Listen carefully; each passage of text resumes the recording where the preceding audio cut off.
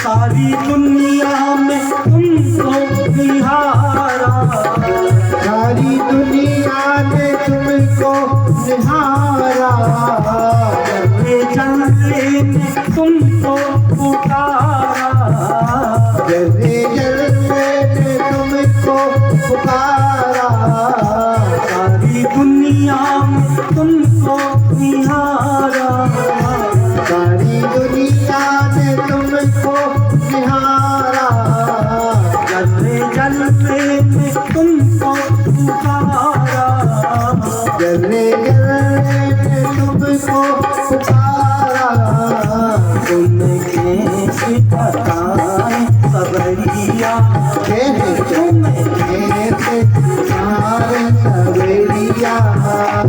तुम्हें किस किस जगह ढूंढते, तुम्हें किस जगह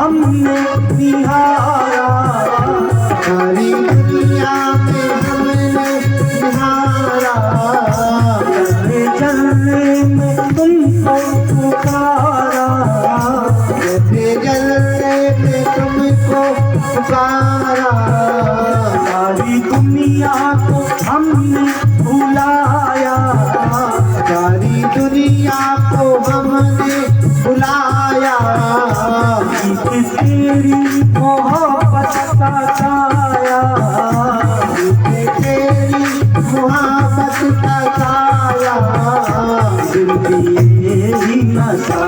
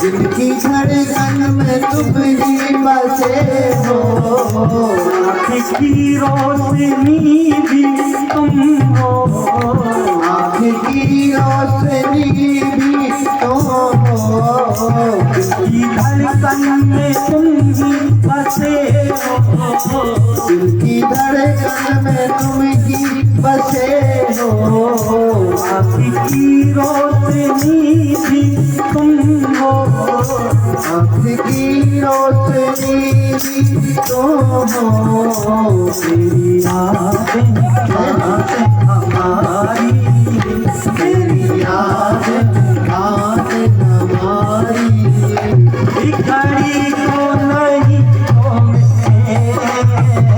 तेरी यादें हमारी, बिखरी तो नहीं भूलते तुमसे लेकिन सकते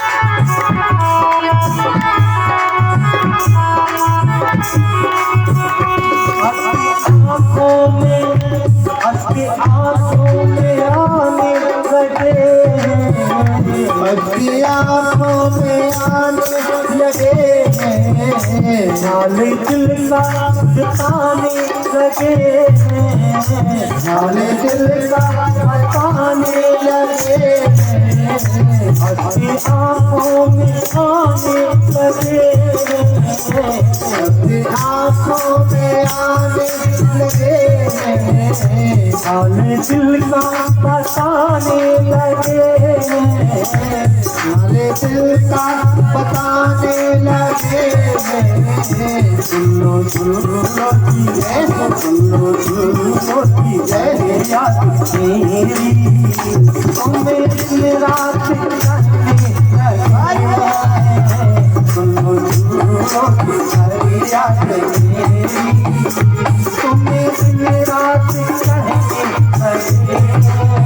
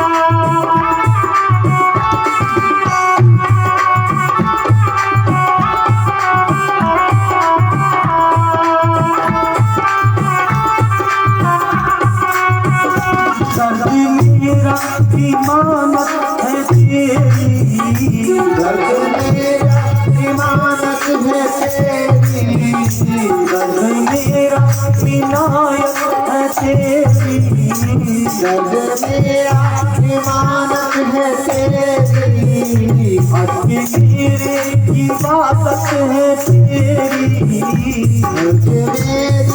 इबादत है तेरी, तेरी तस्वीर दिल में तमैया, तेरी तस्वीर दिल में तमैया, तेरी तस्वीर दिल में तमैया, तेरी तस्वीर दिल में तगड़िया जिसको सोता बाजों में तुमसे मिलने एक मुद्दत से हम घूमते हरिओ तगड़िया एक मुद्दत से हम ढूंढते हैं एक मुद्दत से हम घूमते एक मुद्दत से हम ढूंढते हैं एक मुद्दत से हम घूमते एक मुद्दत से हम ढूंढते हैं हाँ एक मुद्दत से हम घूमते एक मुद्दत से हम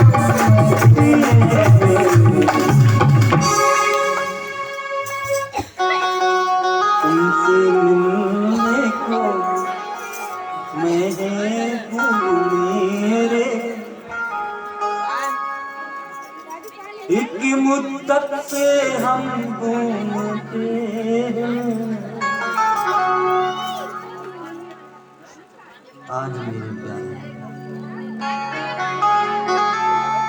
सम्रासुर ने बहुत प्रयास किया मैं अपनी मृत्यु से बच जाऊं, लेकिन जैसे ही महाराज सम्रासुर का वह सेवक मछली पकड़ने गया और मछली ने वह गंध ली और अटक गई, खींचा, बहुत बड़ी मछली निकली। उस मछली को ले जा करके सम्रासुर के उस सेवक ने काटा। जैसे ही मछली को काटा, उस मछली के भीतर एक बालक निकला। यह बालक कोई नहीं, वही कन्हैया का पुत्र प्रद्युम्न है। अब सम्रासुर ने उसको जब देखा, वह जो सेवक था मछली से निकला बालक घबरा गया। राजा क्या कहेगा? राजा के पास ले गए। राजन, ये देखो तो मछली से निकला है। राजा ने देखा, एक काम करो, तुम ही लोग इसको रख लो, इसका लालन पालन करो। सम्रासुर उसको देख करके भी नहीं पहचान पाया। जिसको स्वयं उठाने गया था और जिसने स्वयं समुद्र में फेंका था, उसी बालक को, उसी पुत्र को आज पहचान नहीं पाया। ऐसे ही हम भी अपनी मौत को नहीं पहचान पाते कि हमारी मौत ट्रेन से आनी है कि ट्रक से आनी है कि टू व्हीलर चलते चलते। इसलिए हमेशा डरो, किसी से मत डरना, लेकिन अपनी मौत से डरना। मौत से क्यों डरना? क्योंकि मौत ही एक ऐसा क्षण है जिस क्षण के बाद हमें अपना हिसाब देना पड़ता है सारी जिंदगी का। अगर तुमने अपनी मृत्यु को सुधार लिया तो मेरे प्यारे सारा जीवन सुधर जाएगा। जन्म जन्म मुनि जतन कराही, अंत राम कहे आवत नाही। अंत में हम राम को ना भूलें, इसलिए इस जीवा से हमेशा भगवान का नाम उच्चारण करवाओ। आदत डलवानी पड़ती है जीवा को भी। जैसे हम अलार्म लगा देते हैं ना सेल फोन में, तो ठीक उसी समय पे बजेगा, लगा दिया। पहले ये तो अभी चलने लगा। पहले के दादा लोग घड़ी नहीं रहती थी ना, तो अंगूठे से समझ लेते थे। सूर्य ऊपर चढ़ गया तो अंगूठा लगाया, छाया देखी, बोले इतना बज गया होगा। घड़ी तो थी नहीं। उन्होंने कैसे अलार्म लगाई होगी जो 5 बजे से उठते थे? आदत। जैसी आदत आप डाल लोगे वैसी डल जाएगी। इस शरीर को आदत डालो सेवा करने की, इस जीवा को आदत डालो भगवान का भजन करने की। आदत डल जाएगी ना तो अंतिम समय में ये जीवा धोखा नहीं देगी। वरना अंत समय ना जाने किसका नाम ले ले। यही जीव है जो तुम्हें सदगति तक पहुंचा सकती है, और यही जीव है जो तुम्हें संसार में अच्छे से जीने दे रही है। हाँ, बड़ी मुलायम है। यही जीव है जो जन्म लेने के साथ तेरे साथ आई थी कि नहीं, कि अलग से निकल आई बाद में? हाँ, दांत तो बाद में आते हैं, लेकिन जीवा तो पहले ही आ जाती है ना साथ में। इसलिए इसकी महत्वता समझो। अगर जीव चाहे तो कुछ भी करवा सकती है। जब दांत में कहीं कुछ अटक जाता है तो इन 32 दांतों को वह महाराज संभाल करके साफ करके रखती है। अटक जाता है कुछ तो बार बार निकालने का प्रयास करती है, और कभी कभार वो 32 दांत उस जीभ को ही दबा देते हैं। जीभ नहीं कहती कुछ। क्रोध अगर आ गया तो फिर जीभ क्या कहेगी पता? एक बार दोनों में वार्तालाप हुई। जीभ कहने लगी, दांतों से ज्यादा मत किया करो, जब तुम्हें कोई दर्द हो करे तो हम ही निकालो करें। दांत क्रोध में आए गए, तू क्या कर लेगी? तू एक और हम 32। जीभ कहने लगी, हम किसी को गाली दे देंगे तो 32 के 32 बाहर आ जाओगे। ये जीभ है, कुछ भी करा सकती है। इसी जीवा से तुम स्तुति गालो, इसी जीवा से तुम गाली दे। स्तुति गाओगे तो स्नेह मिलेगा, हाँ, और किसी को गाली दोगे तो ये जीभ कुछ भी करा सकती है। इसको मोड़ो। अब ये वासनाओं की ओर मुड़ी है, अभी कामनाओं की ओर मुड़ी है, अभी राम की तरह राम की ओर नहीं मुड़ी। इसको मोड़ो, इसको आदत में लाओ। ये हमेशा भगवान का ही नाम ले, क्योंकि अंतिम समय में यही जीव है जो हमें भगवान तक पहुंचा सकती है। अगर हमने नाम ले लिया बिहारी जी का तो उद्धार हो जाएगा। हाँ, इसलिए आदत डालो, ऐसा मत करना। एक दादाजी थे, बहुत बुजुर्ग थे, उनका समय आ गया मृत्यु का। महाराज 4 भाई थे। जब मृत्यु का समय आया, खटिया पे पड़े हुए थे। ये बड़ा वाला कहने लगा, दादाजी बताओ ना कहाँ रखा है सोना चांदी? अब बोलते नहीं बन रहा था, कहीं ना कहीं तो रखा होगा। इतना सारा जीवन निकल गया, कुछ तो बचाया होगा। चारों भाई खड़े हैं, दरवाजा खुला था। दरवाजे के बाहर एक भैंस आ गई। 4 पुत्र पूछ पूछ के परेशान, दादाजी बता दो कहाँ पैसे रखे, दादाजी बताओ। बोल नहीं रहे थे। जब भैंस दिखी तो कहने लगे, सबने सोचा कि शायद दरवाजे के पास गला के ना रखे हुए। कहा, क्या क्या कह रहे हो तुम, यहाँ रखे क्या? बोले, बताओ ना यहाँ रखे क्या? बोले, वो भैंस झाड़ू खा गई, झाड़ू बचा।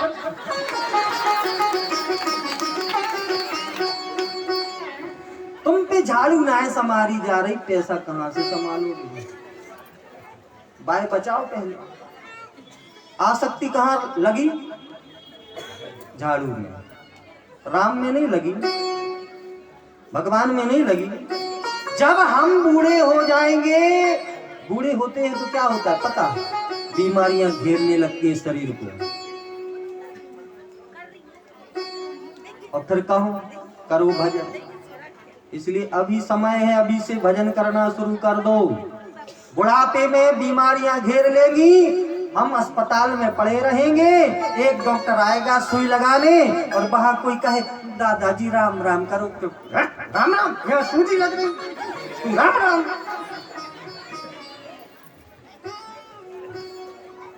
वहां नहीं राम अच्छा लगेगा। इसलिए इस जीवा को मोड़ दो। कोई कहे तो भी राम राम, और ना कहे तो भी राम राम उच्चारण करती ही रहे। मोड़ो, आदत मिलाओ, यही हमें मुक्ति तक पहुंचा सकती है जीवा। महाराज सम्रासुर ने देखा, पहचान नहीं पाया कि यही बालक है। धीरे धीरे बड़ा हो गया। सम्रासुर का प्रद्युम्न ने वध किया। विद्यावती नाम की जो वहां पे सेविका थी उसके साथ विवाह, वह कोई और नहीं थी, वह कौन थी? रति। और ये जो प्रद्युम्न है ना, प्रद्युम्न कोई और नहीं, यह स्वयं कामदेव है। एक बार जब भोलेनाथ तपस्या में बैठ गए, सारे देवता घबरा गए, अरे अब दैत्यों से हमें कौन बचाएगा? ब्रह्म आदि देवताओं ने कह दिया, जब भोलेनाथ जी का विवाह होगा ना, तब उनका ही पुत्र तुम्हें संकटों से मुक्त करेगा। तो सारे देवता सोचने लगे, कैसे शंकर जी की समाधि तोड़ें? कामदेव से प्रार्थना की। कामदेव ने पहले मना कर दिया, नहीं नहीं महाराज, अगर भोलेनाथ नाराज हो गए तो फिर गड़बड़ हो जाएगी बात। बहुत मनाया, तब कामदेव राजी हुए और जहां भोलेनाथ बैठे थे समाधि में, वहां कामदेव गया, अपने काम के बाणों को चलाया। तुलसी बाबा कहते हैं पहले तो बहुत बाण चलाए, समाधि नहीं खुली। काम बाण को महाराज और वक्ष स्थल पर संधान साध करके जैसे ही काम ने बाण को छोड़ा, तो ताबू शिवती सारे नैया नहीं उबारा, मेरे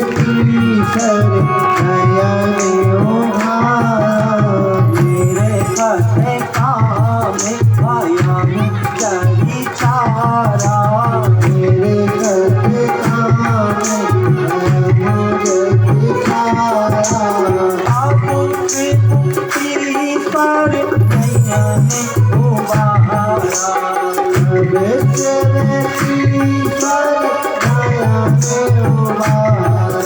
तीसरा नेत्र खुल गया। जैसे ही तीसरा नेत्र खुला, कामदेव सामने का जल करके भस्म हो गया, राख बन गया। रति घबरा गई, कामदेव की पत्नी भगवान भोलेनाथ के पास आई, हे स्वामी कृपा करो, हमारे पति को जीवित करो, हम पति के बिना नहीं रह पाएंगे। भोलेनाथ ने कहा, रति तुम्हारा पति अभी तो नहीं, लेकिन द्वापर में जब कन्हैया यदुवंश में जन्म लेंगे तब तुम्हारा पति तुम्हें मिल जाएगा। हाँ, जागो जादू वंश कृष्ण आगो तारा, जागो जादू वंश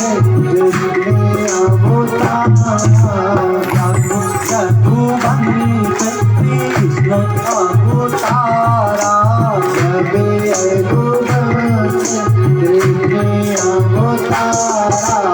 ओ यानी महामाई तारा,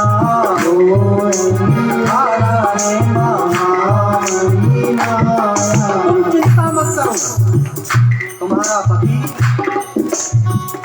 जब यदुवंश में भगवान कन्हैया अवतार लेंगे तो तुम्हारा पति तुम्हें भगवान कन्हैया के यहाँ मिल जाएगा, इसलिए थोड़ा इंतजार कर लो। रति को आशीर्वाद दे दिया। रति भगवान को प्रणाम करके चली गई है।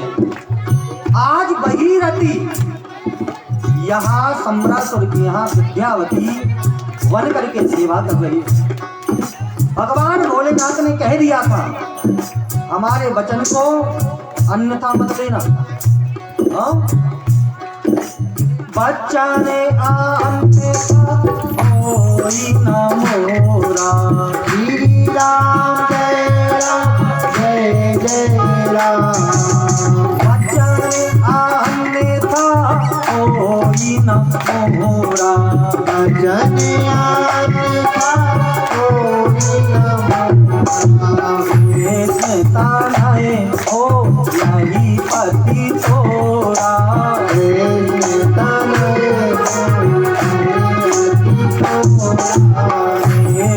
तानाए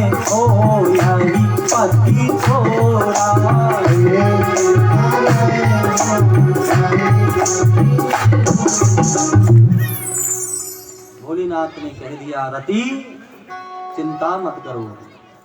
जब जदुवंश कृष्ण अवतारा, जब भगवान कन्हैया अवतार लेंगे यदुवंश में, तो तुम्हारा पति वहां मिल जाएगा। वही रति यहाँ सेवा कर रही है, नारद जी ने बतला दिया। और प्रद्युम्न ने सम्रासुर का वध किया और विद्यावती को लेकर के घर पहुंचे। सबने स्वागत किया प्रद्युम्न का, बहू लेके आए गए। सुखदेव बाबा कहते हैं, जब प्रद्युम्न सम्रासुर को मार करके लौट करके आया, तब तक भगवान के 16,108 विवाह हो चुके थे। परीक्षित कहने लगे, बाबा हमें श्रवण तो कराओ, कैसे विवाह हुए? तो बोले कि देखो, प्रथम विवाह तो तुमने श्रवण किया ना, रुक्मणी के साथ हुआ। दूसरा विवाह भगवान का एक भालू की पुत्री के साथ हुआ। बोले भालू की पुत्री? ये कैसे महाराज? कहने लगे, द्वारिका में एक राजा और थे, उनका नाम था सत्राजित। क्या नाम था? वह नित्य सूर्य नारायण की पूजा किया करते थे। सूर्य नारायण उन पर प्रसन्न हो गए। प्रसन्न होकर के आशीर्वाद देने लगे। बताओ क्या दें? सत्राजित कहने लगे, प्रभु हमें कुछ नहीं चाहिए। नहीं नहीं, तुम हमारा नित्य पूजन करते हो, हम तुमसे प्रसन्न हैं, मांगो। कुछ नहीं मांगा, फिर भी सूर्य नारायण ने सामंतक मणि उनको भेंट कर दी और कहा कि इसका पूजन करना, जिससे तुम्हें नित्य 8 भार स्वर्ण मिलेगा। कृपा हो गई सूर्य नारायण की। वैसे सूर्य देव की पूजा सबको करनी चाहिए नित्य। कौन कौन करता है?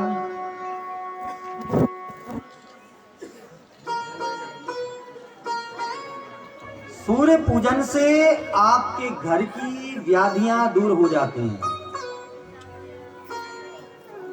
घर में लोग कहते हैं, महाराज बीमारियां घेर रही हैं। वेदों में, पुराणों में, सब में वर्णन है, सबकी रास्ता हमें दिखला दी है। सकल पदार्थ है जगमाही, कर्महीन नर पावत नाही। अरे कर्महीन हो तुम, जो तुम पढ़ते नहीं हो, तुम्हें अध्ययन नहीं है, तुम जानते नहीं हो। अगर तुमने वेद पुराण के अनुसार कार्य करना शुरू कर दिया, तो डॉक्टरों की आधी दुकानें बंद हो जाएंगी।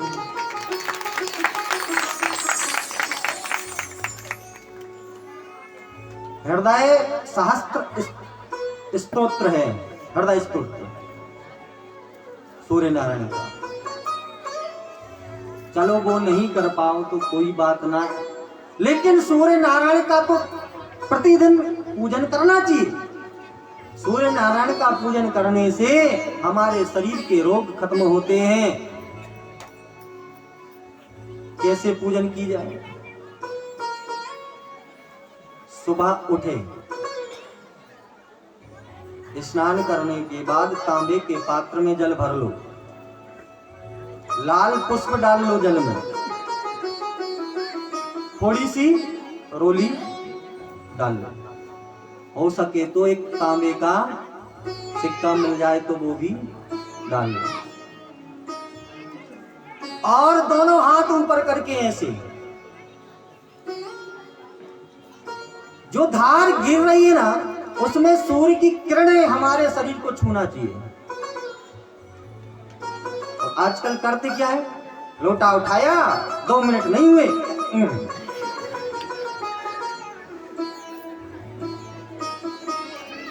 उन्हीं से कह दिया करो कि तुम आई होए अगर अटकी तो तहीं आ जाओ।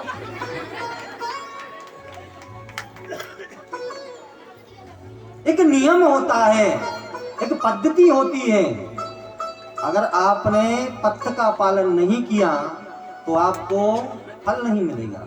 डॉक्टर के पास आप जाते हो, डॉक्टर टैबलेट दवाई देता है तो आपको नियम बता देता है, देख ये सुबह लेनी है, ये शाम को, ये दोपहर में लेनी है, बताता है कि नहीं? और पथ्य का पालन करवाता है, खट्टा नहीं खाना। तुम वहां सुई लगवा के आए और उसने मना कर दिया खट्टा नहीं खाना, यहाँ आके दधी चाट गए तो लगेगा? दवा लगेगी क्या? नहीं लगेगी। पथ्य का पालन करना पड़ेगा तब तुम्हें दवा लगेगी। ऐसे ही कोई भी कार्य हो, चाहे तुम भगवान का व्रत कर रही हो, चाहे पूजन कर रही हो, कुछ भी उसका नियम है। और पूजन करते करते बोलना नहीं चाहिए। आजकल देखने को मिलता है, एक जगह गए हम, वहां सेठानी बैठी, भगवान का पूजन और मोबाइल। बहू मार्केट में है ना, एक काम करना, सब्जी खत्म है गई, बोले आना, ओम नमो भगवते वासुदेवा, हे नारायण हे नारायण। 5 मिनट ना भाई और फिर याद, क्यों रे पापा निकल गए? तेरी जय है जाए, तू पूजा कर रही है कि? ऐसी पूजा नहीं होती। बैठे भगवान के सामने बात घर वालों से कर रहे हो, मात्र क्रिया रह जाएगी। जैसे राख में हम हवन करेंगे तो उसका क्या फल है, ऐसे ही भगवान के सामने बैठ करके, भगवान के हो करके पूजन करना चाहिए। वहां तो भूल जाना चाहिए कि संसार में कोई है भी। वहां तो यह याद रखो कि मैं हूं और मेरा परमात्मा है और कोई नहीं। वह पूजा है। एक मौलवी थे, रास्ते में वो नमाज पढ़ रहे थे। एक प्रेमिका थी, भागती भागती गई, मौलवी बैठे थे, नमाज पढ़ रहे थे, उनको नाक करके निकल गई। उसको क्रोध आ गया, क्या कर रही है तू? भाई रुक गई। क्यों, कहां भागी जा रही है? तुझे दिखता नहीं मैं यहाँ नमाज कर रहा हूं? लौट करके वो कहने लगी, लड़की प्रेमिका, कि मैं तो अपने प्रेमी से मिलने जा रही थी तो मुझे होश नहीं था कि रास्ते पे कौन बैठा है, लेकिन तुम किसकी वंदना कर रहे थे जो तुम्हें होश बना रहा कि हम इस संसार में हैं? ऐसी कैसी पूजा है तुम्हारी? तुम्हें होश है? जैसे एक प्रेमी प्रेमिका से प्रेम करता है, आधी रात को फोन लगा दे तो उठ करके जाओगे और भगवान का व्रत पूजन करने? उतना स्नेह करो जितना एक पिता बच्चे से करता है, जितना एक पति पत्नी से करता है, उतना स्नेह, उतना प्रेम भगवान से करोगे ना तो फिर देखना जीवन में कितना आनंद छा जाएगा। तो नित्य पूजन किया करो सूर्य नारायण की और बोला करो ओम।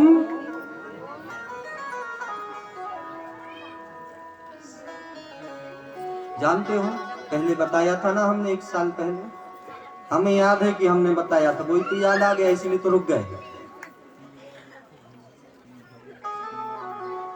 भास्कराय विद्महे, बोलो, दिवाकराय धीमहि, तन्नो दन्तिः प्रचोदयात्। अब बोलो,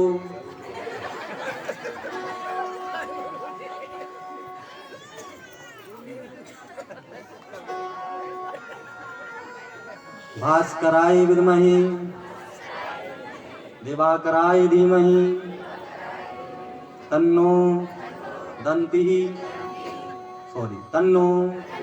सहस्त्रकिरणाय प्रचोदयात्। आपको याद नहीं रहेगा, और अब हो तो लुंगी डांस तो एक एक पॉइंट याद हो जाते हैं। बोलो शंकर भगवान की। आज सूर्य नारायण ने कृपा की, सामंतक मणि दी, नित्य उनका पूजन किया और उस सामंतक मणि से नित्य 8 बार स्वर्ण निकलता था।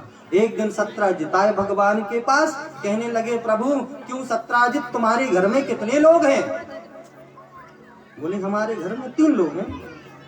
3 लोग हैं तो 3 लोग इतना धन कैसे खर्च कर पाते होंगे? इतना धन तुम्हारे घर में है, ये बताओ क्या करते हो इतनी धन का?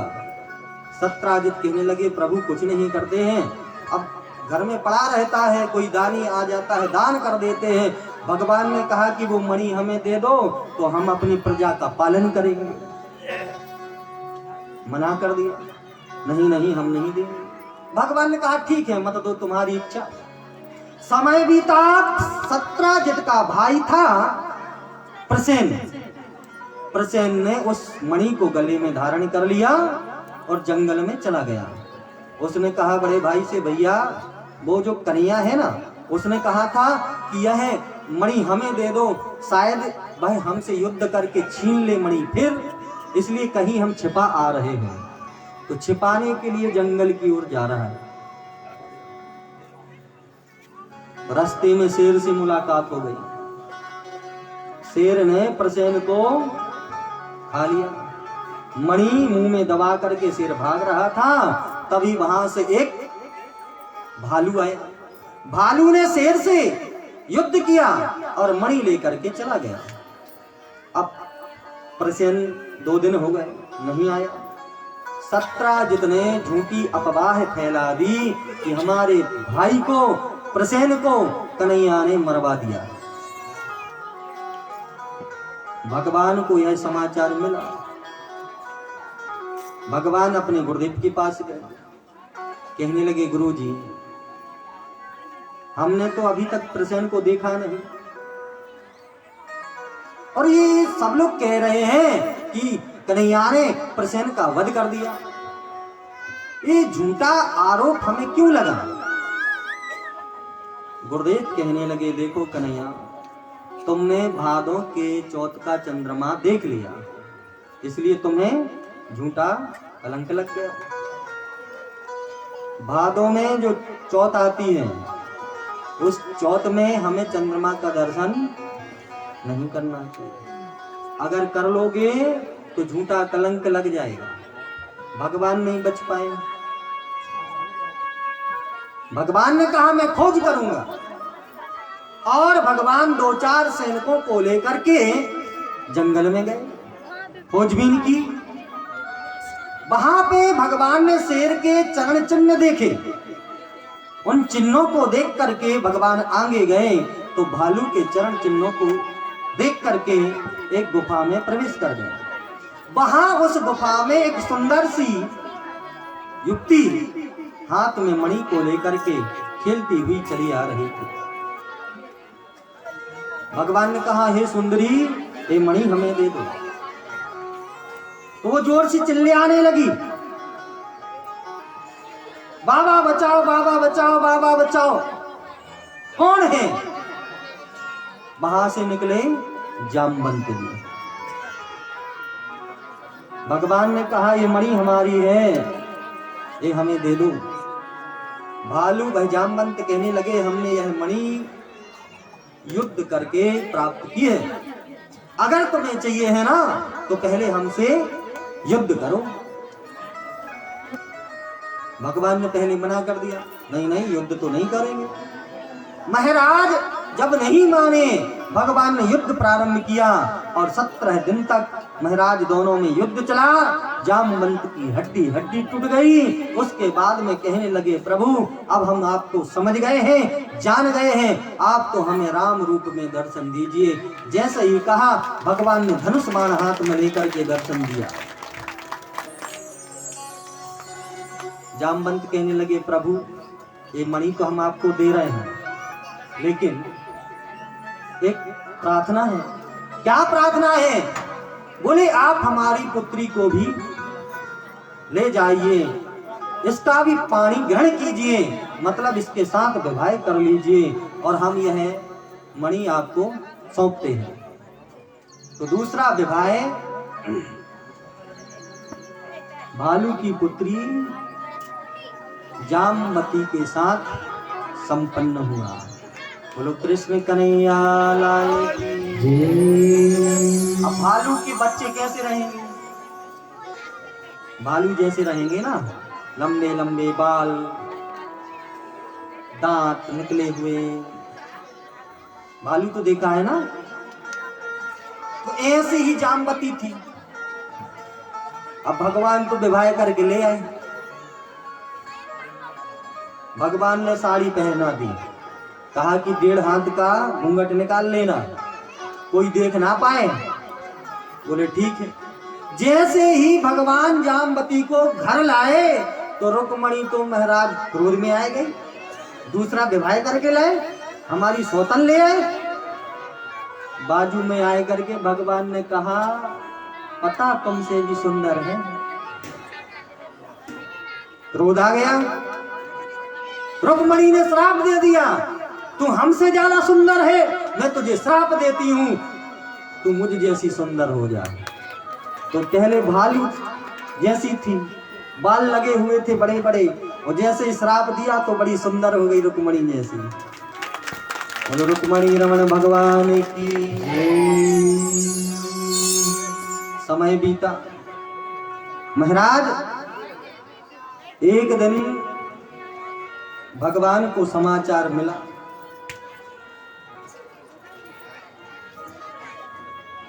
नारद जी आए। महाराज मैया की याद नाए आओ करेगा। नारद जी से भगवान का संवाद हुआ। संवाद चल ही रहा था कि सत्राजित को जब मणि सौंपी तो सत्राजित पानी पानी हो गया। सत्राजित ने झूठा आरोप लगा दिया था कि कन्हैया ने हमारी मणि चुरा ली। तो भगवान ने उसकी मणि तो दे दी, भैया ये ले जाओ आपकी मणि, राम राम तुमसे छुटकारा। अब सत्राजित तो पानी पानी हो गया शर्म के मारे, हमने झूठा आरोप लगाया। सत्राजित हाथ जोड़ करके कहता है, प्रभु हमें क्षमा करो। भगवान कहने लगे, हाँ हाँ क्षमा कर दिया। नहीं नहीं महाराज, हम ऐसे नहीं मानेंगे। तो फिर कैसे मानोगे? महाराज अगर आप हमारी पुत्री के साथ में विवाह कर लेंगे तो हम सोचेंगे कि आपने हमें क्षमा कर दिया। तो तीसरा विवाह भगवान का सत्यभामा के साथ हुआ, और सत्राजित ने फिर सत्यभामा का विवाह करने के बाद वह मणि दान में दे दी। पहले नहीं दी, अब दी, मानो दहेज दे दिया। तो तब से प्रथा। और फिर माता पिता तो अपने बच्चों को दहेज में कुछ ना कुछ देते ही हैं। ऐसा कौन पिता होगा, ऐसी कौन माता होगी जो अपनी पुत्री को कुछ ना दे?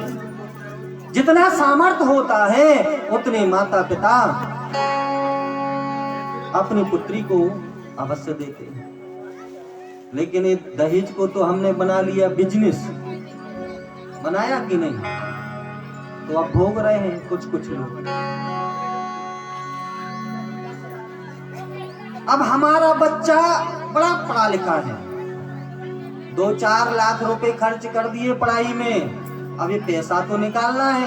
कोई अगर लड़की वाला आएगा ना संबंध लेकर तो क्या कहेंगे? भैया पढ़ा लिखा है, भैया कोई दहेज तो ना है। नहीं नहीं, कम से कम 2.5 लाख तो लगेगा। मतलब तुम अपने बच्चे को बेच रहे हो। इसलिए पढ़ाया था कि हम लड़की वालों से पैसा ले लेंगे, इसीलिए पढ़ाया था। ये दहेज जो है वह एक महाराज व्यवहार प्रेम का उपहार है। दहेज कोई मांग की प्रथा नहीं है कि आज लोग मांगने लगे। और तो ठीक, दूल्हा भी मांगो करे। अब जिस दिन बारात जा रही है वही दिन समझा दिया जाता है दूल्हा को, देख ये करना है। बारात पहुंची और रास्ते में जैसे ही आई द्वार पे, महाराज टीका हुआ और पान खिलाया। बोले ऐसे मत खा लियो। तो फिर कैसे खा लियो? कम से कम चांदी की अंगूठी तो लगेगी, सोने की अंगूठी तो लगेगी। नाम क्या? दूल्हे राजा। और काम दे दे। दूल्हे राजा अंदर गए, सारी क्रिया हुई, कुंवर कलेव हुआ। खा मत लेना, इन्हीं की पकड़ लो। अरे खाओ ना दूल्हे राजा। नहीं नहीं, ऐसे बिल्कुल नहीं खाएंगे। तो कैसे खाओगे? वो तो सोने की चाहिए चेन। भिखारी बन के जाते हैं, नाम दूल्हे राजा और काम भिखारी बने का। ये दे दो, वो दे दो। जिस माता पिता ने तुम्हें अपने हृदय का टुकड़ा दे दिया, उससे बढ़ करके वो क्या देगा तुझे? हाँ, सब कुछ तो दे दिया। जिस बच्ची को वो बचपन से पालते हैं, पढ़ाते हैं, लिखाते हैं, संस्कार देते हैं, वह हृदय का टुकड़ा तुझे सौंप देते हैं कि इसको प्रसन्न रखना, इसको ठीक रखना। ये ना समझ है। और महाराज हम जो अनमोल चीज है उसको नहीं समझते। हम संसार की वस्तुओं पे मरे जा रहे हैं। सोना चाहिए, गाड़ी चाहिए, जब मरो तो साथ में ले जाना। गाड़ी रख लेना, साथ में ले जाना। मात्र प्रेम के, मात्र धर्म के, मात्र भजन के इस संसार से कुछ नहीं जाएगा तुम्हारे साथ। इसलिए धन पे मरना बंद करो, दहेज लेना बंद करो। ये दहेज हमारी समाज में बहुत बड़ा रोग लग गया है। आज भोग रहे हैं, आज ढूंढते पर महाराज बताओ कोई लड़की अच्छी सी। अब दहेज ले लिया ना खूब, अब बताओ। अब उल्टे हम दे देंगे, दोनों तरफ का कर लेंगे। भोगो। कर्मणा जायते जंतु कर्मणे विलीयते। हमने ऐसा किया तो आज समाज में, आज वर्तमान में हम वैसा भोग रहे हैं। इसलिए अच्छे कर्म करते चलो। ऐसा ना हो कि हमारे बच्चे कहें कि हमारे माता पिता ने ऐसा किया तो हमें भोगना पड़ रहा है। दहेज लेना क्या है? पाप है, उसको लेना नहीं चाहिए।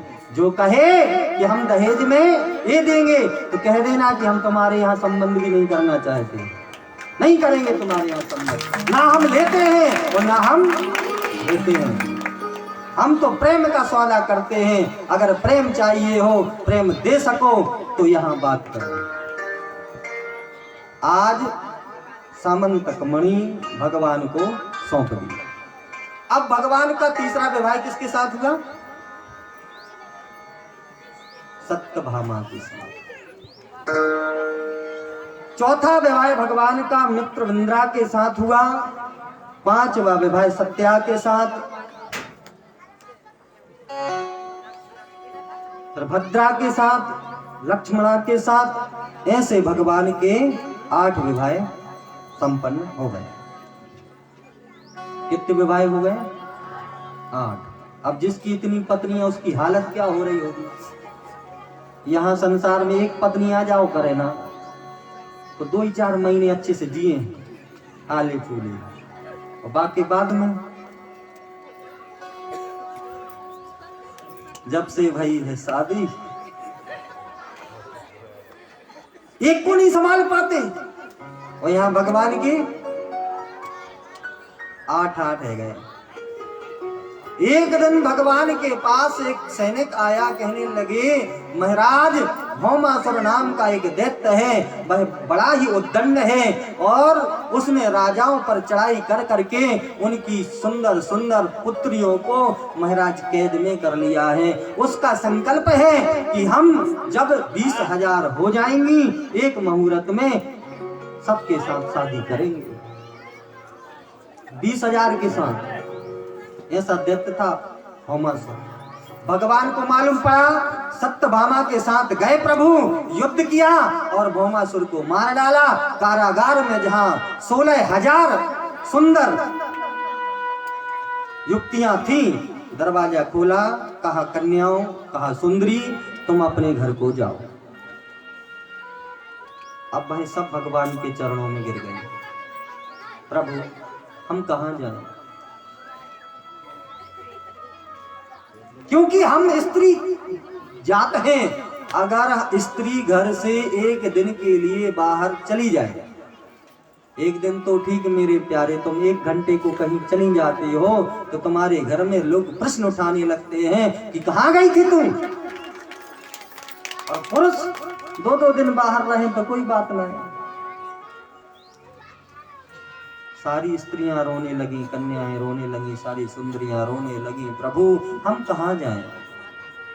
घर जाएंगे तो घर वाले हमें रखने नहीं देंगे घर में। भाई हमसे कह देंगे तू काला मुंह करके कहां से आई है, चल जा यहां से भाग, हम जी नहीं पाएंगे।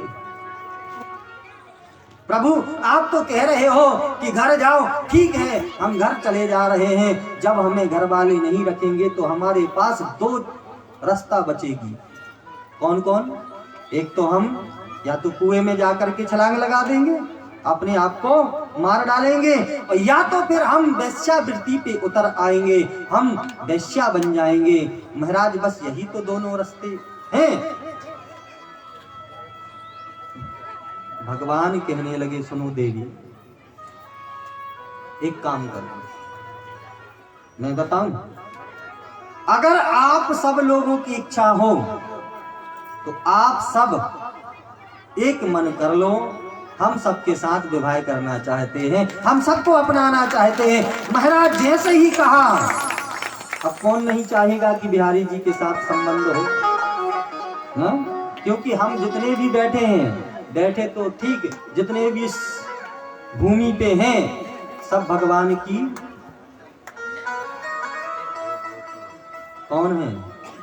उन्हीं की हम पटरानियां हैं, उन्हीं की हम दासियां हैं। इस संसार में आकर के किसी ने महाराज पुरुष का चोला पहन लिया तो अपने आप को मर्द समझने लगा, किसी ने स्त्री का चोला पहन लिया, किसी ने गौ का पहन लिया, किसी ने कुत्ते का पहन लिया, लेकिन है सब स्त्रीलिंग।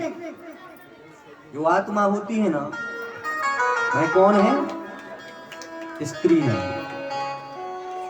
आत्मा आपने कभी नहीं सुना होगा कि किसी ने कहा हो कि आत्मा होता है, सुना? आत्मा होती है यानी स्त्री है, स्त्रीलिंग है। तो हमारे अंदर कौन है? वह आत्मा ही तो है, और हम उस परमात्मा के दासी हैं।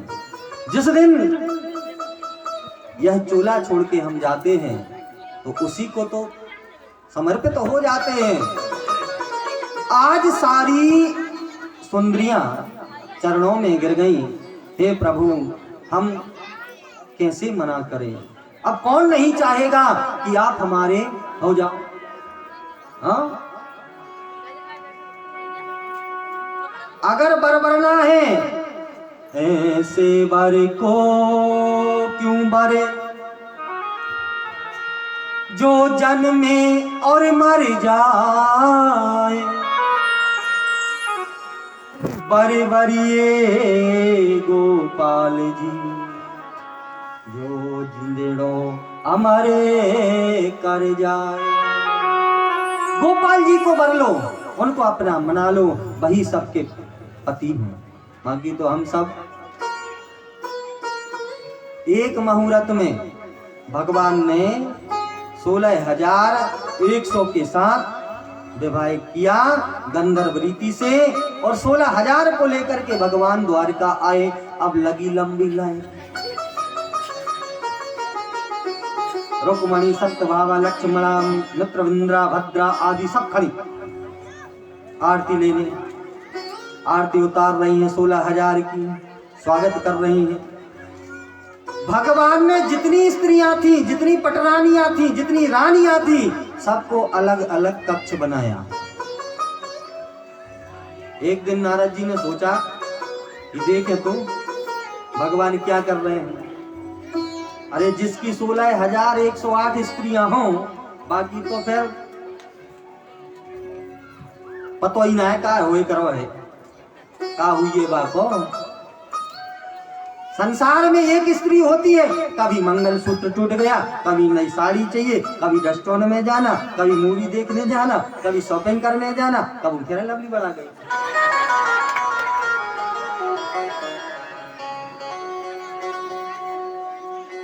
कितना परेशान करती हैं घर में बैठी में, एक को नहीं साध पाते लोग। फिर भगवान 16,000 को कैसे साध रहे होंगे। नारद जी आए, देखें तो एक कक्ष में गए, भगवान एक जगह बैठे सत्यभामा के साथ और संवाद कर रहे हैं, इतिहास पढ़ रहे हैं। सोचा भगवान तो यहाँ देखो बैठे हैं। दूसरे कक्ष में गए तो भगवान रुक्मणी के साथ झूला झूल रहे हैं। तीसरे कक्ष में गए चौपर खेल रहे हैं। चौथे में गए बच्चों के साथ महाराज आनंद ले रहे हैं। ऐसे कर करके कम से कम 2000 कक्ष देख लिए। नारद जी परेशान है गए, पसीना पसीना है गए, अब तो थक गए, क्या करें कितना देखें, अब 16,108 कक्ष देखते रहो। भगवान घटघटवासी है। हाँ, नारद जी परेशान, सोचा कि थक गए हैं, नेक स्नान कर लेना, सरोवर में तो थकन बार उतर जाएगी। जैसे ही सरोवर में स्नान करने के ताई उतरे तो धोती बन गई साड़ी और तमुड़ा बन गया गुंड। अब निकले, खुद को देखा, रे क्या, सोचा ये भगवान की, देखो हम उनकी लीला देखने आए थे, वो हमें को लीला दिखाने लगे। आए थे कि वो सबके साथ कैसे रह रहे हैं, जरा देखें तो भगवान ने कह दिया, अब अच्छे से तुम भी देख लो एक स्त्री कैसे रहती है। नारद जी स्त्री बन गए। अब जैसे ही निकले सरोवर से, वहां से संजृत नाम का एक राजा चला जा रहा था। उसने नारद जी को देखा स्त्री के रूप में, बड़ी सुंदर स्त्री है। देवी कहां जा रही हो? नारद जी रुक गए, घूंघट हटा करके देखा, सोचा कि ये पूछ रहे हैं ना, बता दो भैया यहीं जा रहे, हमारे साथ विवाह करोगी? नारद जी ने सोचा कि इसको ही कह दो हाउ, वरना आगे 10 ठाड़े। कह दिया हाँ हाँ ठीक है। और नारद जी का विवाह संजृत के साथ हुआ। आगे जा करके 12 कन्या हुई। कितनी हुई? मेष वृष कन्या तुलाई कौन है? कन्याएं हैं। मनवांतर ये पुत्र हैं। समय बीता जब बहुत हाथ जोड़े पैर पड़े, हे रघुनाथ हे कृष्ण कन्हैया खूब लीला देख लई लाला, अब तो कृपा करो हम पे। भगवान ने स्वप्न में कह दिया कि उसी सरोवर में स्नान कर लो। जैसे ही नारद जी स्नान करने के ताई गए तो फिर से नारद जैसे थे वैसे है गए। बोलो कृष्ण कन्हैया लाल। जीवन है श्यामा तेरे सहारे, तेरे सहारे सावरे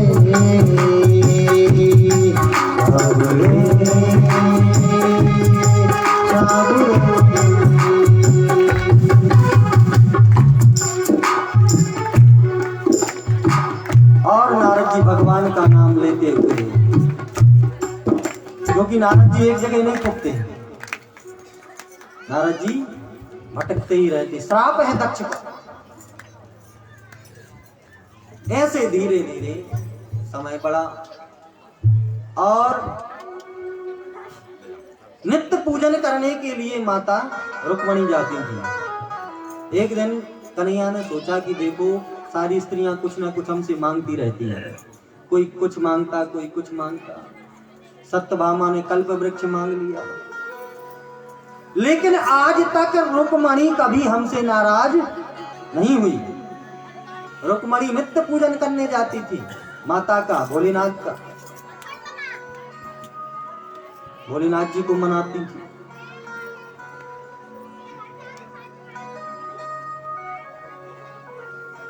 भगवान से प्रार्थना किया करती थी हमारा दाम्पत्य जीवन बड़े प्रेम से चले, क्योंकि जैसे भोलेनाथ जी का परिवार है ना, वैसा परिवार कहीं नहीं है। है क्या? भोलेनाथ जी की जितने भी हैं परिवार में, सर्प देवता की पूजा हो करे, गणेश जी की पूजा हो करे, चूहा की पूजा हो करे, सबकी पूजा होती है। भोलेनाथ जी जितने जल्दी रीझ जाते हैं उतने जल्दी कोई नहीं रीझता। भोलेनाथ को बेलपत्र अति प्रिय है। क्या है?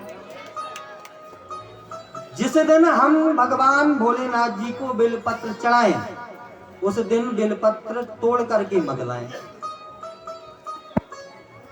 जिस दिन आप उपवास हो, बोले आज सोमवार है, भोलेनाथ जी का पूजन करेंगे, अब उसी दिन पहुंच गए बेलपत्र तोड़ने। सोमवार को बेलपत्र नहीं तोड़ा जाता, अमावस्या को पूर्णिमा को बेलपत्र नहीं तोड़ते, और चप्पल पहन करके बेलपत्र को स्पर्श भी नहीं किया जाता, क्योंकि बेलपत्र कोई ऐसी वस्तु नहीं है। बेलपत्र में, उस बेल में स्वयं लक्ष्मी विराजमान है, लक्ष्मी वास करती हैं। अगर बेलपत्र से आप नित्य भोलेनाथ का पूजन करते हो तो घर में लक्ष्मी स्थायी हो जाती हैं। ये बेलपत्र कहां से आया, कैसे आया पता है? शिव पुराण में दिया है, एक बार लक्ष्मी भगवान विष्णु से कहने लगी, प्रभु ऐसी कृपा करो कि कभी हम आपकी सेवा ना छोड़ें, हमेशा आपके साथ रहें, आपकी सन्निधि को प्राप्त करते रहें। विष्णु कहने लगे, देखो देवी, अगर तुम भोलेनाथ को मना लोगी तो ये तुम्हारी इच्छा अवश्य पूर्ण होगी। लक्ष्मी जी ने भोलेनाथ की तपस्या करना प्रारंभ कर दी तो एक संकल्प लिया जाता है। हम जब व्रत करते हैं ना तो एक संकल्प लिया करो कुछ भी, कि आज हम ये छोड़ रहे हैं। और संकल्प में क्या, कई लोग संसार के पदार्थ छोड़ देते हैं, बोले हमने तो आज से भटा खाना छोड़ दिया। अब भटा से कोई कुछ नुकसान हो पर क्या छोड़ दोगे? तो ऐसी चीज छोड़ो जो तुम्हें अति प्रिय हो, उसको कहते हैं बलिदान, उसको कहते हैं दान। अब जो तुम खाते ही नहीं, जो तुम्हें अच्छी नहीं लगती, और गुरुजी क्या छोड़ दे, हम गुरु दीक्षा ले रहे हैं, गुरुजी मैं बताऊं मैं क्या छोड़ूं? बोले हाँ, आज से हम दिल की खाना छोड़ते हैं। अब खुद खाता नहीं ना, खाता नहीं है तो वैसे ही छूटी छुटाई है, अब क्या छोड़ोगे? जब व्रत रहो तो एक संकल्प लो, अरे कुछ मत छोड़ो, संसार की वस्तु अगर छोड़ना है तो अपने हृदय के, अपने शरीर के जो रोग हैं उनको छोड़ो, काम छोड़ दो, क्रोध छोड़ दो, झूठ बोलना छोड़ दो। ये अगर छोड़ने लगोगे तो व्रत तुम्हारा फलदायी हो जाएगा, तुम्हारा फल तुम्हें मिलने लगेगा। अब बैठे हैं समाधि में, पूजन करने में क्रोध इतना आ रहा है, माला चल रही है, किसी ने अगर मोबाइल ही बजा दिया, चल बंद कर, और वहां माला भूल गए। अब ये क्रोध तुम्हारा क्या कर रहा है? भजन बिगाड़ रहा है। मोह है, चल रही है माला, सामने से कोई बालक निकल गया ना, पोता पोती, अरे नहीं यहाँ बेटा, यहाँ ओम नमो भगवत दिवस, आजा आजा, गोदी में बैठा लो। अच्छा रोटी खाई, ओम नमो भगवत वासुदेवा। देखने को मिलता है, ऐसी बनावटी नहीं बोल रहा हूं मैं, घरों घरों में जाता हूं मैं, हर गांव गांव में जाता हूं, सिटी सिटी में जाता हूं, एक से एक आप जैसे महान विद्वान भी मिलते हैं, और जो यहाँ नहीं ऐसे गमार भी मिलते हैं।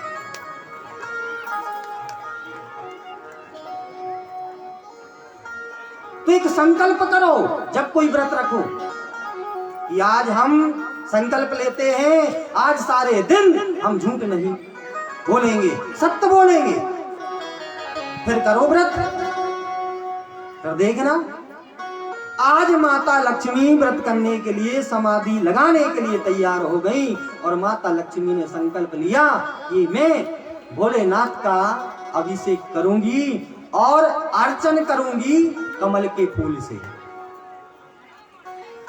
जैसे माला खिसकती है ना, ऐसे 1008 कमल के फूल रख लिए और श्री शिवाय नमस्तुभ्यम, श्री शिवाय नमस्तुभ्यम, श्री शिवाय नमस्तुभ्यम, ये मूल मंत्र है शिव पुराण का। हर मंत्र पे एक, अब भोलेनाथ जी कोई भी देवता है ना तो हमारी परीक्षा लेता है वो। ऐसा नहीं कि 2-4 बार गए मंदिर, ओम जय जगदीश हरे, ये हमारी दुकान चलने लगे, भगवान तुम्हारी नौकर लगी। तुमने कहा दुकान चलने लगी, चलने लगेगी। ध्यान तो रहता नहीं मंदिर में। कोई पूछ ले कि अभी आए हो मंदिर से, कन्हैया ने कौन सी पोशाक पहनी थी, वो तो ना पता हो, लेकिन वहां कोई मित्र मिल गया तो वो जरूर पता रहेगा कि वो ये कह रहा था। पोशाक की याद नहीं रहेगी। हाथ में अगरबत्ती, जय जगदीश हरे, और मन पनइयों में अभी ले आए 250 की, कोई चुराने ले जाए। ऐसी पूजा नहीं होती। आज संकल्प ले लिया, महाराज पुष्प चढ़ाते चढ़ाते चढ़ाते चढ़ाते भोलेनाथ जी ने परीक्षा ले ली और 2 फूल छुपा लिए, चोरी कर लिया। अब चोरी तो समय पे सब कोई करे, मात्र हमारे कन्हैया थोड़ी चोर, सब है चोर। 2 फूल चुरा लिए। अब लक्ष्मी जी ने देखा, रे अरे फूल, तब याद आया, देखो जब पूजन में बैठते हैं ना तो उठना नहीं चाहिए, किसी से बोलना नहीं चाहिए, वरना लक्ष्मी है वो तो मात्र संकल्प करती 1000 फूल हाथ में आ जाते। हाँ, मात्र सोचना ही था, फूल आ जाते। ना उठी, उठ भी नहीं सकते, क्या करें, अब फूल तो कम हो गए। महाराज तब याद आया कि हमारे नाथ, हमारे नारायण, हमारे लोचनों को कमल के समान कहते हैं। इस 2 फूल कम है ना, मात्र 2 ही तो कम है, और एक निकाल करके चरणों में रख दिया भोलेनाथ के। जैसे ही दूसरा निकालने लगी, भोलेनाथ प्रकट हो गए, देवी वरदान मांगो। भोलेनाथ जी ने जो लक्ष्मी के लोचन रखे थे ना, आशीर्वाद दिया तो वही लोचन पृथ्वी पर बेल पत्र, वही लोचन बेल का वृक्ष के रूप में प्रकट हो गया। इसलिए वह लक्ष्मी का अवतार माना जाता है। तब से इस संसार में बेलपत्र होने लगा।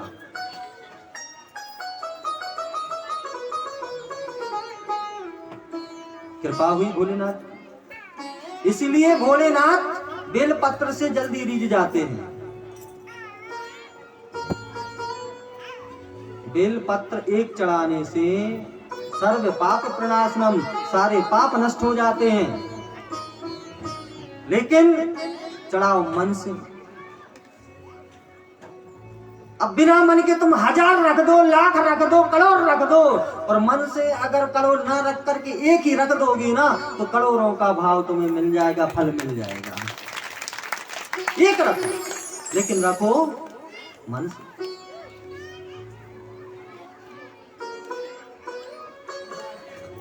हमारे पुराणों में हर चीज का विधान बतलाया है। किसी का विवाह ना हो रहा हो, किसी का व्यापार ना चल रहा हो, तो केले का वृक्ष जो होता है ना, केला कहां से आया?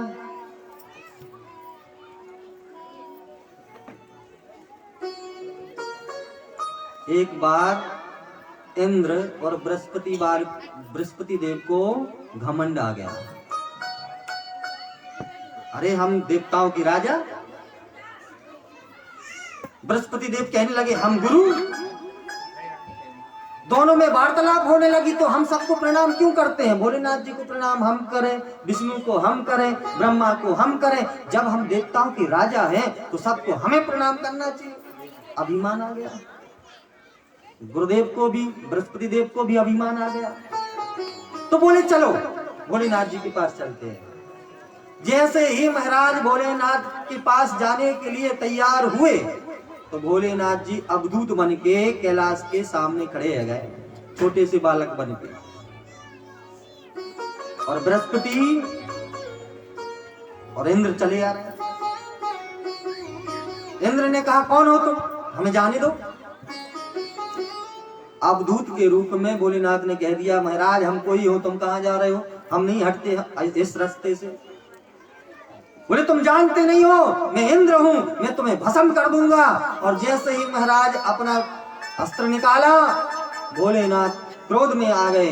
पहले अवधूत थे, भोलेनाथ स्वतः रूप में प्रकट हुए, कहने लगे तुम्हें बहुत अभिमान है खुद पे कि मैं इंद्र हूं, मैं राजा हूं, तुम्हें श्राप देता हूं, तेरा राज्य पाट बार बार छिनेगा दैत्यों के द्वारा। इंद्र चरणों में गिर गया, बोले कि देखो भगवान कृपा करेंगे तब तुम्हें अपना राज्य पुनः मिलेगा। तो बार बार इंद्र अपना पद छोड़ देता है। बृहस्पति देव को श्राप दिया कि तू जड़ जैसा खड़ा रहा, इंद्र हमारी बेइज्जती कर रहा था और तू कुछ नहीं बोला, इसलिए तू जड़ बन जा। जैसे ही कहा कि जड़ बन जा तो चरणों में गिर गए, प्रभु कृपा करो हमें अभिमान हो गया था। भगवान भोलेनाथ कहने लगे चिंता मत करो, तुम ऐसे जड़ बनोगे पृथ्वी पे जाकर के तुम्हारा नाम कदली पड़ेगा केला, और तुम्हें लोग कितना भी जलाएं तुम जलोगे नहीं, लोग तुम्हें कितना भी काटें तुम कभी मिटोगे नहीं, उगते रहोगे। और एक बात और, जो तुम्हारी पूजा करेगा बृहस्पतिवार के दिन उसकी जो इच्छा होगी वह तुम उसकी इच्छाओं को पूर्ण करने लगोगे। तो वही केला पृथ्वी पर आया। बृहस्पतिवार के दिन केले का पूजन करो।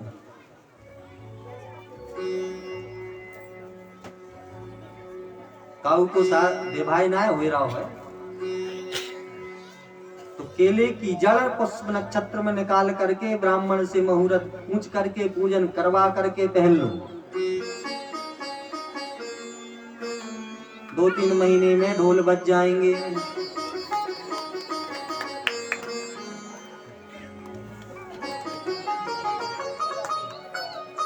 अपने पुराणों में सब लिखा है, हम हिंदू हैं, यहाँ हर चीज बतलाया है। आज भगवान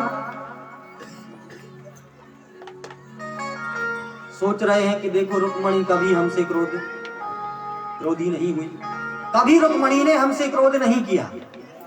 आज देखें तो जरा कि रुक्मणी को क्रोध आता है तो कैसी लगती है। तो रुक्मणी गई पूजन करने, पूजन करके आई, भगवान झूले पे बैठ गए, मुंह टेढ़ा कर दिया।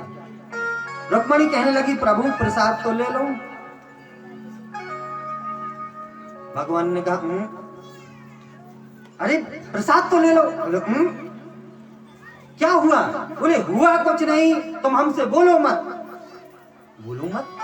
आखिर बात क्या है? बोले एक बात हो तो हम तुमसे कहें, तुम कितनी गलतियां करती हो पता? बोले प्रभु हम जीव हैं, ए मानवास सदा सर्वदा दुराचारतः विमार्गः। इस मानव को गलती करने की आदत पड़ी है, हमेशा ये मानव गलती करता रहता है। कितना भी इसको समझाओ लेकिन हमेशा गलती करेगा, हमेशा पाप करेगा। दुराचारतः विमार्गः, ये बीमारी लगी है। हम जाने अनजाने में भी बहुत पाप कर देते हैं, करते कि नहीं करते? आप घर से यहां तक आए, कितनी चींटियां मारते हुए गिनती लगाई। श्वास हम ले रहे हैं, कितने जीव हमारे अंदर जा रहे हैं पतो? तो ये पाप ही तो कर रहे हैं। इन पाप से बचने के लिए हमें 5 यज्ञ बताए हैं। कौन कौन से? मछलियों को दाना दो, जल के जीवों को, एक जल के जीव एक थल के जीव। जाओ किसी मंदिर में और पीपल के वृक्ष के यहाँ आटा डाल करके आ जाओ।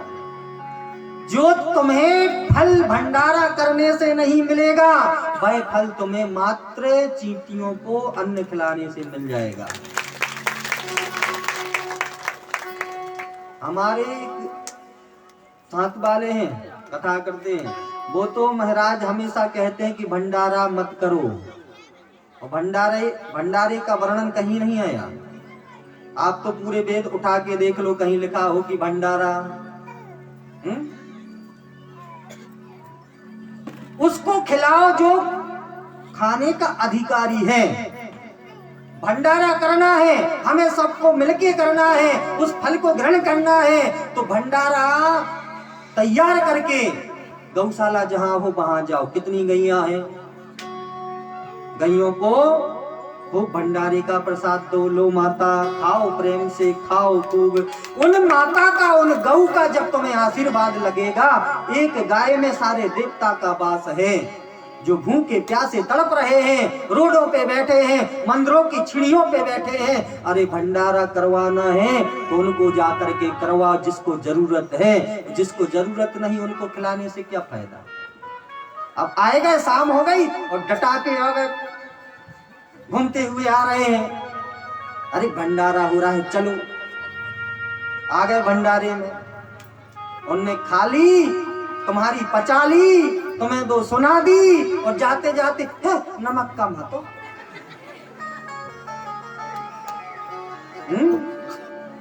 उसको खिलाओ जिसको जरूरत है। वेदों में कहीं नहीं आया कि भंडारा होना चाहिए। कन्या भोज करो, और कन्या कौन मानी गई है? 9 वर्ष तक की कन्या मानी गई है। जब भी कोई अनुष्ठान करो, जब भी कोई पुराण करवाओ, तो 9 वर्ष तक की कन्या को बुलाओ। तुम 1000 ना बुला करके 11 बुला लो, 51 बुला लो, 7 बुला लो, 5 बुला लो।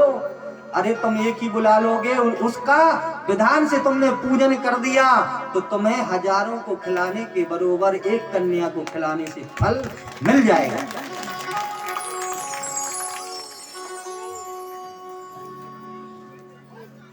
आज रुक्मणी कहने लगी प्रसाद ले लो। क्या बात है? बोले एक बात हो तो बताएं। अच्छा प्रभु, हम मानव हैं, हम तो गलती ही करते रहते हैं, क्या गलती हो गई? भगवान कहने लगे, देवी तुम्हें बताओ, तुम्हारी इच्छा थी पहले, तुम्हारे भाई की इच्छा थी कि हमारी बहन की शादी शिशुपाल के साथ होए। तुमने हमसे शादी क्यों की? इसलिए की होगी कि तुमने सुना होगा कि कन्हैया बहुत सुंदर है, केस घुंघराले, नैना कटार जैसे, कपोल टमाटर की जैसे। हम कोई सुंदर नहीं है देवी, हमारी जो माता है, पता है हमारी माता क्या कहती है? जो आगा कलुआ, हमसे कलुआ कहे। अगर हम सुंदर होते तो कलुआ के तो का कोई, हम सुंदर ना है। देखा मुंह तरफ, अभी भी क्रोध नहीं आया। भगवान देख रहे हैं कि रुक्मणी क्रोध में कैसी लगती है, इसलिए थोड़ा सा विनोद कर रहे हैं, परेशान कर रहे हैं। फिर देखा अभी तक क्रोध नहीं आया। कहा देवी चलो, तुमने सुना होगा कि कन्हैया बहुत सूरवीर है, योद्धा है, इसलिए तुमने हमसे शादी की। तो हम योद्धा नहीं हैं। जब जरासंध हमें मारने के लिए आया तो हम अपनी नगरी को छोड़ करके भाग गए और जाकर के इस नगरी में आ गए, द्वारका बसाई। अगर हम योद्धा होते तो यहाँ आते क्या? फिर देखा मुंह तरफ, अभी भी क्रोध नहीं आया। महाराज ऐसे करते करते भगवान परेशान हो गए, अभी क्रोध नहीं आया तो लास्ट में कह दिया, देवी एक बात बताओ, तुमने हमसे शादी क्यों की? अगर अभी भी इच्छा हो ना तो तुम चिंता मत करो, हम तुम्हारी शादी शिशुपाल के साथ कर देंगे। ये बात कब कर रहे हैं? जब सब रानियों के यहाँ 10-10 बच्चे हो गए, तब कह रहे कि अगर इच्छा हो तो अभी भी कर देंगे शिशुपाल के साथ। और जैसे ही ये बात कही, रुक्मणी को चक्कर आए गए, गिरने लगी रुक्मणी। जैसे ही रुक्मणी गिरने लगी, भगवान ने 4 भुज रूप धारण कर लिया। 2 हाथ से रुक्मणी को थामा, एक हाथ से पंखा झल रहे हैं, एक हाथ से जल छोड़ रहे हैं। देवी प्रसन्न है जाओ, देवी क्षमा कर दो, देवी उठ जाओ। बार बार रुक्मणी आंख खोलती है। प्रभु आप कह रहे थे ना कि हम जैसे कलुआ से शादी क्यों की, हम तो सुंदर है ना। तो देखो कन्हैया, तुम जैसा सुंदर इस संसार में नहीं है। कि लाला जो तुम होती लली तो गले कट जाते हजारन के। अभी तुम लाला हो, जब तुम लाला हो तो तुम्हारे पीछे पीछे तो इतने भागे फिरे, गोपियां भागी फिरे, साधु संत भागे फिरे। अगर तुम लाली होती तो हजार के गले हर रोज कटते तुम्हारे। इसलिए लाला तुम जैसा सुंदर हमने नहीं देखा। दूसरी बात आपने क्या कही कि हम जैसा कोई योद्धा, हम तो भगोड़ा है, रणछोड़ है, तो तुम जैसा योद्धा तो कोई हो ही नहीं सकता जो काम को पराजित कर सके। ऐसा है कोई जो काम को पराजित कर सके? भगवान ने काम को पराजित किया था रास में। वो क्या कह रहे थे कि हमारा भजन तो भिखमंगे करते हैं। तो बताएं, सबसे बड़ा धनवान हमारी नजर में वो ही है जो भगवान का नाम लेता है। जिसके यहाँ गाड़ी है, जिसके यहाँ बंगला है, वो बड़ा नहीं है। वही बड़ा है जिसके पास राम रूपी धन है। और क्या कह रहे थे तुम कि हमारा विवाह? नहीं देवी, हम तो वैसे ही कह रहे थे, अब क्षमा कर दियो। आज भगवान ने रुक्मणी से क्षमा मांगी। रुक्मणी ने मुस्कुराते हुए कह दिया, ठीक है, ये दिल दीवाना हो गया, ये दिल दीवाना हो गया तेरे दीदार का। अब हाले दिल तो पूछ लो अपने दरकार का।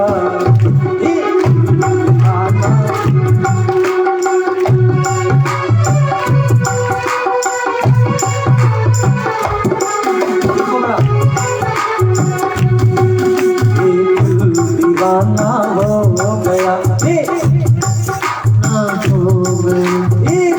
दीवाना हो गया, दीवाना हो गया मेरे दरबार का। अब हाले दिल को पूछ लो अपनी बीमार का। अब हाले दिल को पूछ लो अपने बीमार का। ये दिल दीवाना हो गया, ये दिल दीवाना हो गया।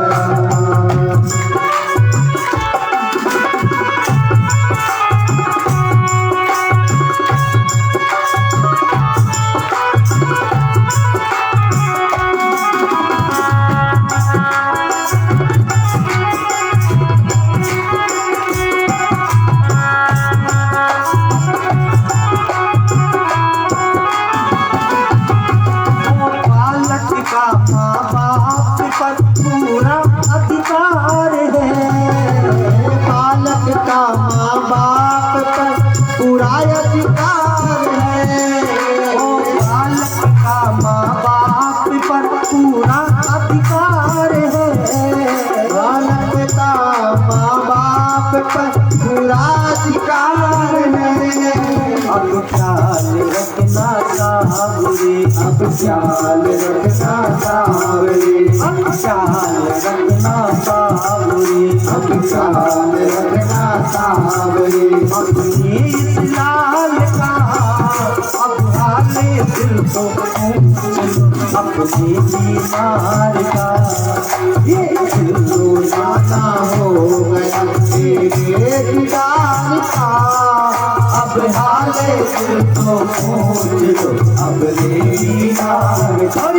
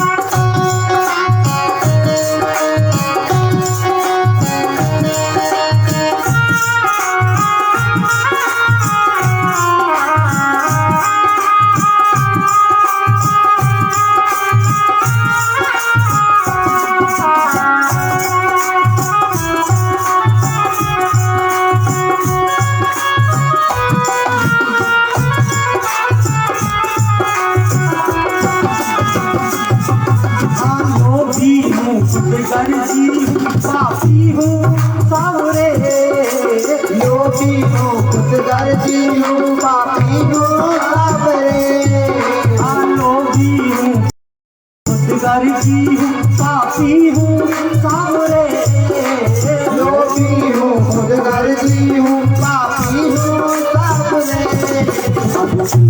इंतजाम कर देना अब इंतजाम कर देना अब इंतजाम कर देना अब इंतजाम कर देना मेरे उद्धार